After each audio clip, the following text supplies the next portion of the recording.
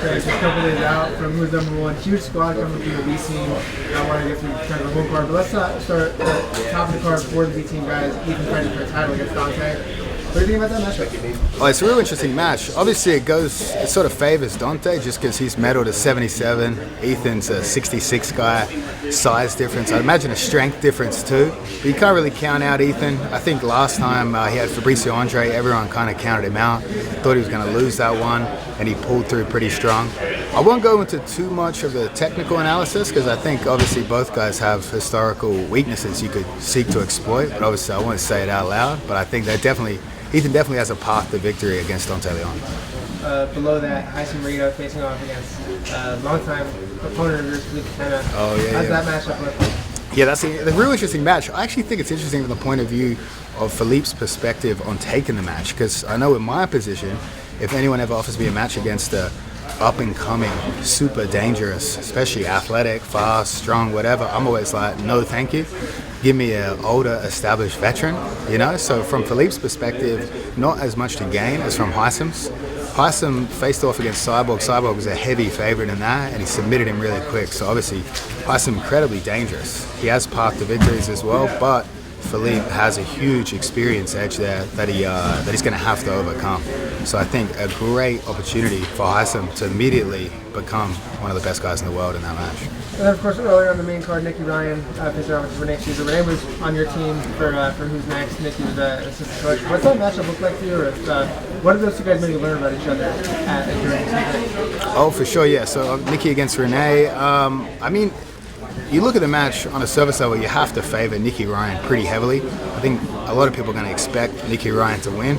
Renee's made a lot of improvements. On the show, even, he surprised us on the show. I remember being a bit nervous when he faced off against Jansen Gomez, obviously recent world champion. But he put up a very good fight against Jansen, so I think he rises to the occasion there. He's also good at the buggy choke. Nikki Ryan's strange proportions make him quite susceptible to the buggy choke, so that would be worst case scenario. We might lose Nikki Ryan from the sport forever if Renee were to buggy him. But yeah, I think it's an interesting match. Good test for Nikki, test out his body. It's good for Nikki being quiet. He has had a few injuries that's kept him out of the game, so it's like you take on a guy like Renee. Renee's obviously not super athletically imposing, strong or anything, so it feels like quite a safe match. I think Renee's been training with JT Torres for this match, so obviously one of the best guys to ever compete, Nogi. So obviously JT's going to have a very interesting game plan for Renee to try to implement against Nikki Ryan. You have a couple preliminary athletes on the card as well, JB and Healy. What can we expect to see from them in the Who's NO? So JB's been one of my main training partners basically since day one of opening this gym. We've done a lot of wrestling every day. He's a super, super tough guy. A lot of people think less of him just because he's on the wrong end of all the highlight reels in the gym, but he's definitely, people come in, they rolled him, they're shocked at how good he is. He had a really close match against Giancarlo actually at a local event, and that really surprised me. ADCC rules, that was just prior to Giancarlo winning ADCC. So I think he's more than capable of being a big name in the sport. I think he takes on Achilles Hosha. Achilles is kind of like his dad. He rolls like a bit of a, I don't want to say arsehole, but super aggressive, super physical. So you definitely got to be ready for that. Definitely can't let that affect you. A lot of people compete against Wagner, they get slapped and then they sort of start to look to the ref, and it messes with their ability to perform. So I think he's got to be able to overcome that against Achilles, but I think he definitely has an edge wrestling in this match, and I think whoever's forced to play on bottom is probably going to be on the wrong end of a judge's decision or potentially a submission. And then, yeah, you said we got Healy against Helena. So obviously Helena, prodigy, basically already at 16, I think one of the best females in the sport, and probably on a trajectory to become one of the best females ever in the sport. We had another athlete here, Ali, that was going to face off against Helena, but she broke her leg skateboarding. So that's a good message to people back home. If you're so unathletic that you choose to do jiu-jitsu as a sport, you probably shouldn't do skateboarding. That's we're not cut from that same cloth, right? So Ali's got a recovery, so Healy stepped in to take it. Healy trains back home with Lachlan Giles, obviously the guy I got my black belt from, ADCC legend as well. So it'll be interesting to see what she does against Helena. I think she's only got something to gain. Helena has everything to lose in that situation. want to ask you about the main and the co-main event as well. Kainan versus Nicholas, the main event.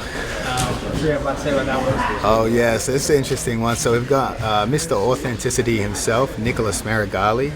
He's only one stage away from becoming good, and I think he should bleach his hair for the match. Make the full transition, you know, full heel transition, right? He faced off against Kainan. Kainan, obviously, I have every reason to hate, just given that the referees gave him an unfair decision against me at ADCC. They did not give this man enough penalties, and that might be the reason I never do ADCC again, just being robbed in the finals yet again.